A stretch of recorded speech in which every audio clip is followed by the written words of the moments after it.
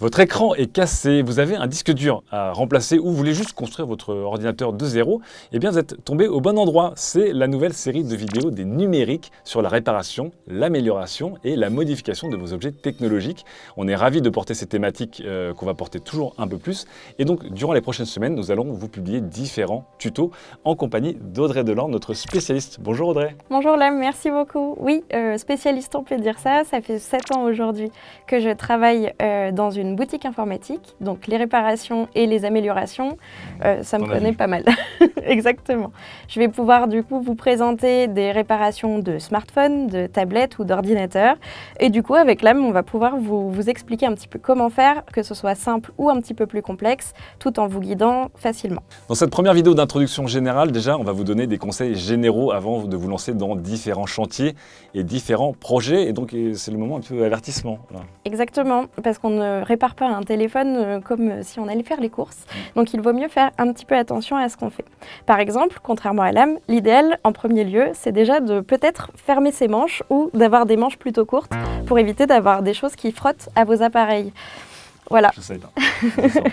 Pareil pour moi, qui suis la mauvaise élève cette fois, les cheveux longs, plutôt les attacher ou les mettre en arrière afin d'éviter qu'on se retrouve avec des cheveux dans les appareils qu'on va avoir besoin de réparer. Qui n'a jamais soudé des cheveux? Ensuite, n'oubliez pas de vérifier aussi votre espace de travail. Essayez d'avoir une surface pleine, qui n'ait pas de tas de choses qui encombrent votre espace de travail. Essayez d'être bien illuminé aussi, avoir une bonne lumière autour de vous pour pouvoir justement bien regarder les éléments autour du projet que vous voulez réparer.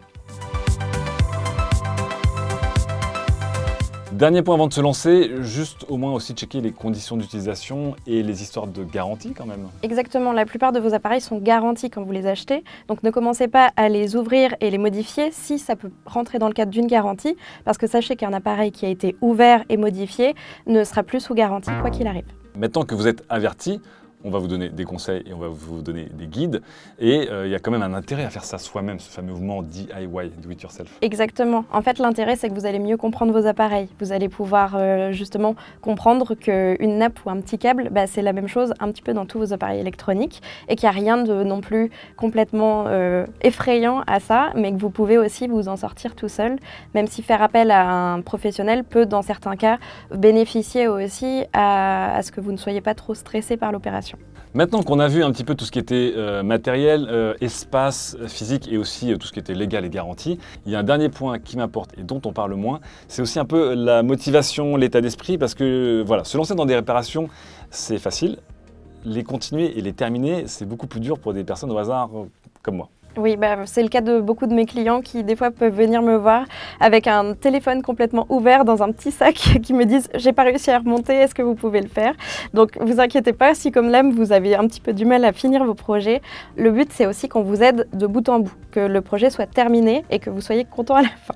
Donc si vous voulez, déjà, un petit conseil, c'est peut-être de regarder nos vidéos en premier d'un bout à la fin pour pouvoir vous permettre d'estimer un petit peu la quantité de travail et savoir si vous êtes assez motivé pour le faire vous-même ou si vous préférez faire appel à quelqu'un d'autre.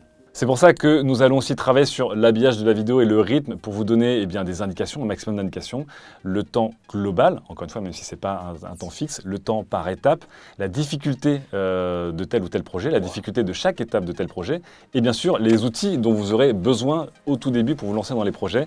On espère qu'avec ça, vous serez assez assisté et comme le disait Audrey, une fois que vous aurez regardé toute la vidéo, vous saurez si vous en êtes capable, on espère en tout cas.